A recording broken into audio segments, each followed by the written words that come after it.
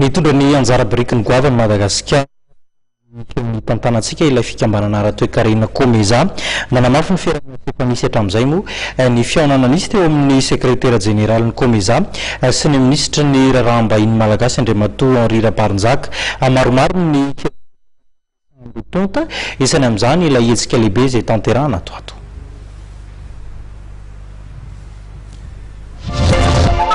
Niresa ministry ny raharaham-bahiny malagasy Andriamatoa Henri Rabarinjaka androany tolakandro ny sekretera jeneraly ny Tsinabe himbonan'ny Afrika Atsimo Atsinanana na ny Komeza Andriamatoa Ndemangwenya Sisindo.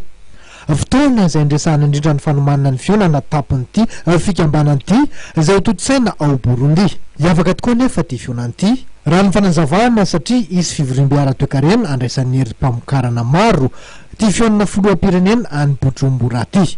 Io zany dia miavaka mihitsy satria azay mahatonga ny somary mihimotra kely satria mbola mijerena daholo amin'ny lafiny rehetrarehetra satria amin'io zany dia izy koa ilay conférence économique izay ho ataon'ny mpandaraha sy ny andraisana anjara ny fanjakana sy ny secteur privé amin'io fotoana io any Bujumbura ka zava-dehibe tokoa zany satria fantatsika fa ny Komesa moa izay Madagasikara no ifloan'ny République no président ny sommet amin'izao fotoana izao dia zavatra instrument na organisation plus exactement na intégration régionale économique ary ny tenen'ny Andriamatoa secrétaire général teo moa zany dia ny fahitany fa fitondran'ny Madagasikara fitondran'ny fonds république ny Komesa zay dia ny tombo be sy ny velatra be mihitsy ny intégration régionale anatin'ny Komesa ngeza be ny lehibe tokoa ny zava-bita ary mila toizana hatranitrany zany. Raha tsy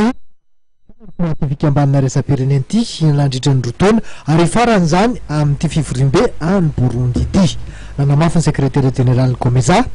fa ahitana fanontsoana lehibe ty fikambanana ara-toekarena ity nandritra ny tantanan'ny Madagasikara nandritra izay rotaona zay.